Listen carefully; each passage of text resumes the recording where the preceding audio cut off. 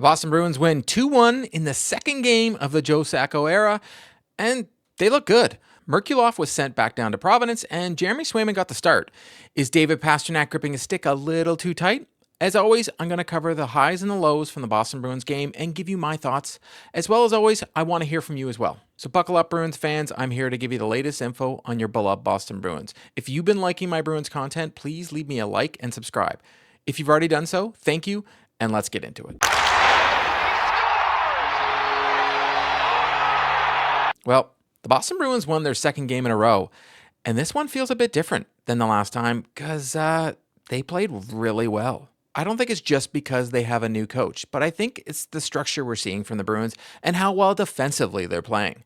Before the game, Sacco addressed the things he felt they needed to improve on and why Merkulov was sent down. Consistency in our game. I think that we saw, flashes of that during our last game. Being able to still defend really well. I thought last game our rush defense was pretty solid for the most part, limiting odd man rushes against. And in the defensive zone, Utah established some zone time, but for the most part, I thought we did a really good job of keeping them to the outside.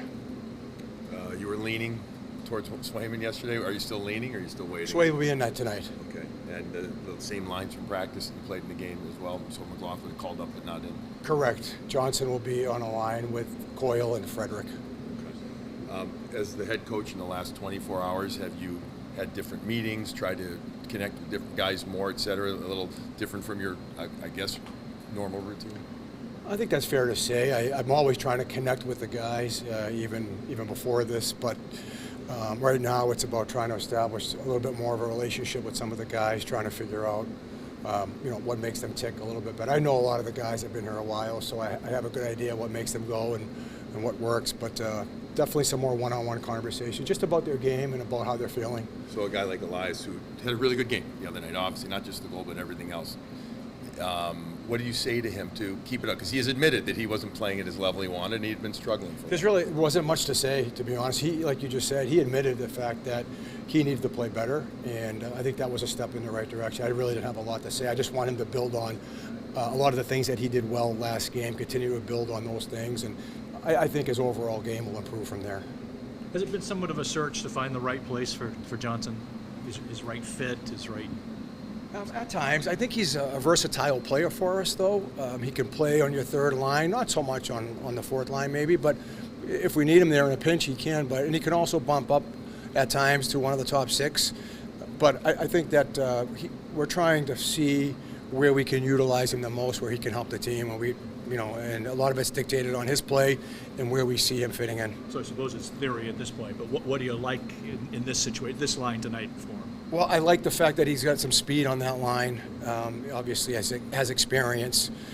They've played small amount together, I think, if I remember correctly, and had some success. So we're going to rely on that tonight, and we're relying on some experience with him in the lineup tonight too. Again.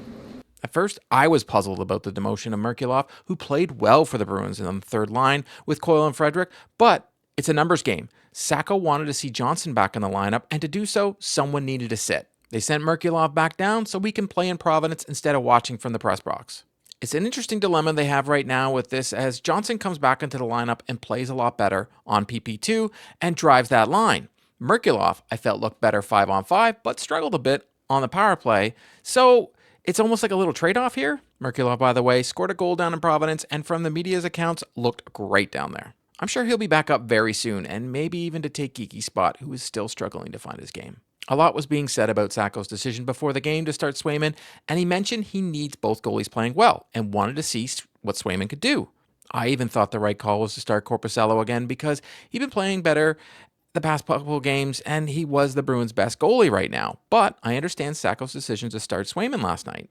As always, the NHL coach is smarter than me because Swayman looked great last night. But I also think it was because of how well the team played in front of him. They had truly been playing terrible in front of Swayman and Korpisalo all year. I've been saying this all year. The goaltending truly hasn't been the Bruins' issue, and it's been their defensive game. Swayman himself gave all the credit to the players in front of him after the game. Really awesome to see the guys in front of me paying attention to details and in both ends of the ice and getting rewarded for it.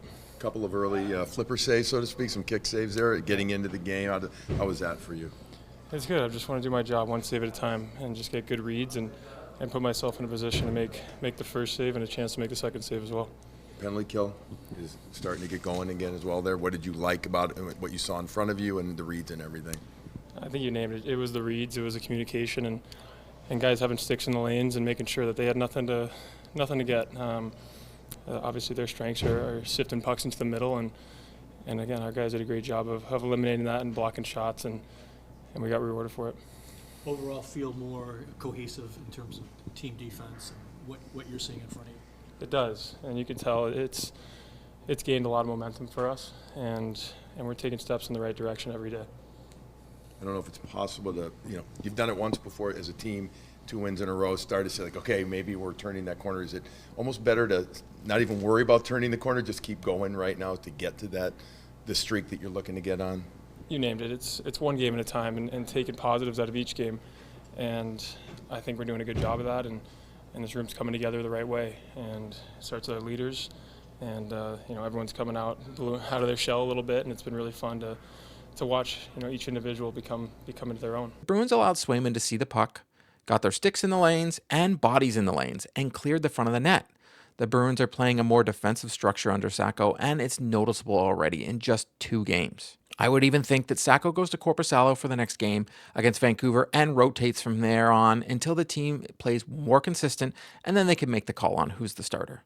Let's dive into the first period, where the Bruins came out flying out of the gate and were first on pucks and played a great forecheck game. Early into the first period, the Bruins go on the power play. PP1 was still having their issues and gripping their sticks a little too tight, trying to make the nice-looking play. PP2 comes out, and the ice tilts in their favor, and Johnson puts the puck on net. Justin Brazeau, who is playing the net front, taps it home, and it's 1-0 Bruins. Second game in a row where the Boston Bruins power play scores a goal. Power play has been probably one of the biggest issues for the Bruins this year and could directly be linked to some of their losses this year, as they haven't been able to convert on their chances. The Bruins continue to play a tight game, limit Detroit to chances, but with around 5 minutes left in the first period, they start to play sloppy and start giving up odd man rushes and not first on the puck, and you feel the period slipping away and letting Detroit back in the game. Not too long after, the Bruins leave Lucas Raymond alone. Like, the guy could have wrote a novel in the slot, rips one past Swayman, and we have a 1-1 hockey game. In the past couple weeks, we have come to expect sloppy play like that, and you get the sense that the Bruins might let this game slip away from them. The start of the second, Detroit is all over them, and Johnson takes a tripping penalty, and the league's 5th best power play gets their first chance.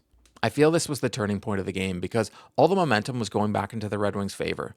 The Bruins look structured, tight, Swayman makes some big saves, and Zadorov is a puck-clearing machine all game on the PK. All year, the penalty killing has been terrible for the Bruins, and last night, it was the MVP of the game.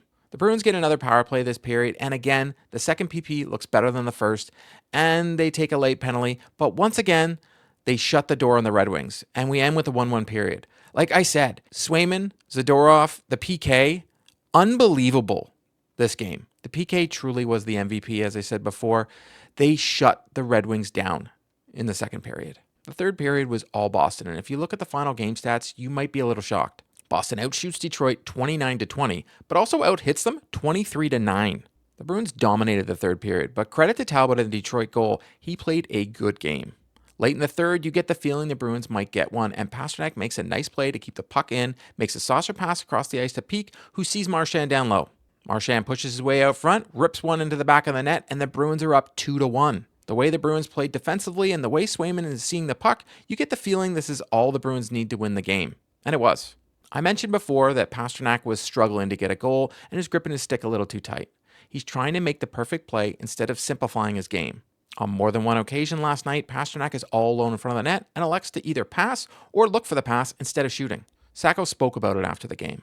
Overall, I think that, especially in the third period, we tilted the ice in our favor in the third because we got skating again.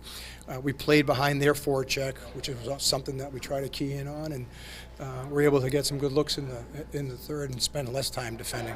Back in the first, you get the goal, you go ahead, and then it's maybe a 10 or 12-minute lull there. Is that what you're talking about in terms of rhythm? Yeah, I didn't think we were skating the way we're capable of skating, especially with the puck. And I saw one example of a good one with Casti. He took the puck wide and up hitting the post, but he's just from basically moving his feet. And I wanted to see more of that from our guys, and I thought that we had a good response in the third with that. When you have a player like David Pastrnak, who we know is special, but seems to be thinking a little more about what he wants to do instead of just doing. What do you say to him? Or do you not say anything to him because of his capability? Yeah, I think that I'm going to leave him alone a little bit here, give him some space. He's certainly probably pressing, but when he gets looks like that, they will eventually go in. He's too good of a hockey player, so just give him some space, and hopefully he finds that touch again. And at times it seemed like some other players did that as well, held on, maybe passed us some shots. Is that something that kind of goes through the team? Is it something that you can explain? You've been on the ice too. Yeah, it's something that we're trying to work out of as a group. I mean, we want to be a more shot volume team, and I'm not talking about just shooting from every angle of the ice, but certainly we want our D to be more shot ready. We want to try to get 2 on the inside more, create some more rebound chances, some 2-for-1s, and even with our forwards, I think there's opportunity coming down, entering the zone where we can put more pucks, funnel them to the net, and look for some rebound chances there too. So it's really just a mindset, I think, with the group. Players talking about the breakouts needing to be better. Coach is talking about it. Is it a detail thing, meaning actually the passing, or is it a positional thing more, or is it a combination? I think it's a combination, but I thought the breakouts were actually fairly clean tonight for the most part. I mean, we had a couple of issues coming out of our D-zone coverage, but that's a good team. They like to press you up in the offensive zone, so it's going to be hard. But the breakouts were clean for the most part, as long as we have good support. That's the biggest thing, is we have support and we have layers for each other.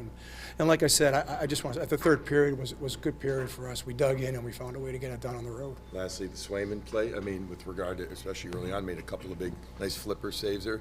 How nice to see your guy you put in. You were considering, you were leaning that way, and to put him in there to see him come through. Yeah, I was glad. I'm happy for his response tonight, and I'm sure that he's starting to feel better about himself. And it's only a matter of time before Sway starts to, find his groove consistently. You put Tyler Johnson on that PP2 unit, he sets up the first goal. You're going to use him regularly there?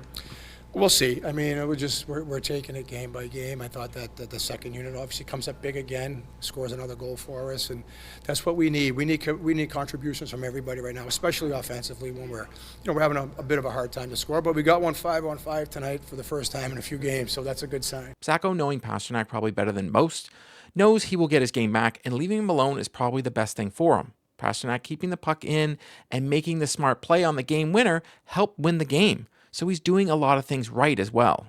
I want to hear from you though. What was your biggest highlight from the Boston Bruins 2-1 win over the Detroit Red Wings? That's a wrap on today's video. To stay up to date on all the news surrounding the Boston Bruins, please subscribe and drop me a like. If news breaks surrounding the Boston Bruins, be sure to check out the channel. If you've already subscribed to the channel, thank you, and I'll see you next time.